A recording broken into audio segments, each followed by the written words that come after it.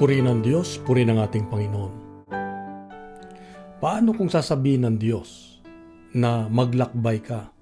Huwag kang magdadala ng kung ano. Walang backpack, walang pera, walang kahit ano. Ano ang gagawin mo? Susunod ka ba? Minsan ako ay napasama sa isang grupo na ang gagawin ay pumunta sa isang liblib na lugar, isang mahirap na lugar na hindi ko kilala. Walang masyadong tao. Ang misyon ay para isa-isahin yung mga bahay para magdala ng kabutihan ng Diyos. Ipakilala ang Diyos. So ako ay sumunod sa isang grupo at ako'y tuwan-tuwa. At habang ako ay nagkanya-kanya na kaming pumapasyal sa mga bahay, abay palalim ng palalim doon sa kagubatan. At naggagabi na at nakita ko yung mga kasama ko, wala na sila. Tignan ko yung kapaligiran, dumidilim na. Padilim na ng padilim. Sabi ko, anong gagawin ko ngayon? Mag-isa na ako dito. Wala akong makitang sakyan. Wala akong makitang kahit anong tao. Alam niyo ginawa ko? Nanalangin sa taas. Sabi ko, Lord, pinadala mo ko dito. Wala akong alam hindi ko alam kung paano umuwi. Wala akong matirhan, wala akong pagkain. Ano ang gagawin ko? At tumuloy lang ako sa paglalakad hanggang madilim na. Pero bigla na lang may tumawag sa aking pangalan. Sabi niya, Brad, ba't ka nandito? Anong ginagawa mo dito? Gabi na. Halika, dito ka sa amin, tumira. At doon, nagising ako. Buti na lang, isang panaginip lang pala. Isang panaginip lang, pero parang totoo.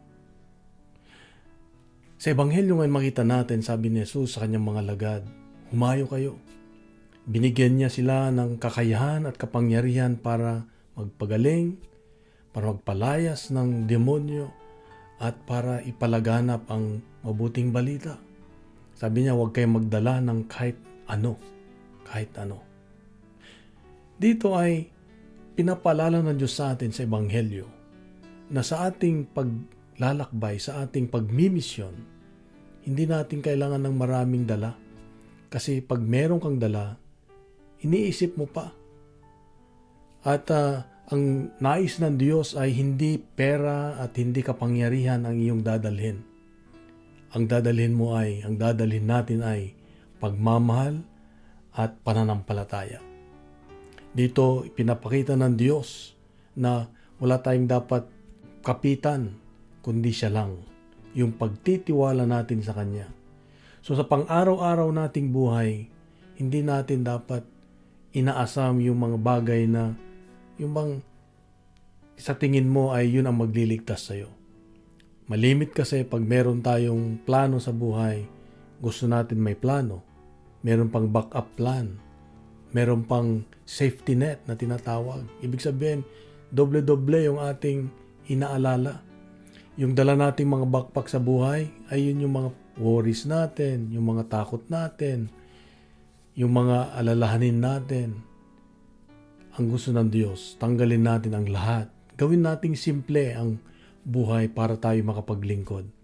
Kasi pag simple ang buhay, wala ka nang iisipin pa na babalikan na siyang magtatali sa'yo para hindi makalakad.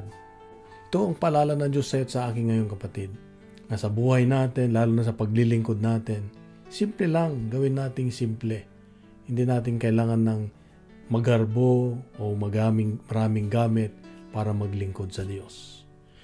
Isang simpleng presensya mo lang sa isang tahanan o sa isang ospital, sa isang pasyente na binisita mo o sa isang preso sa bilibid na binisita mo ay napakalaking bagay na para sa Diyos. Kapatid, ito ang paalala ng Diyos sa iyo at sa akin ngayon.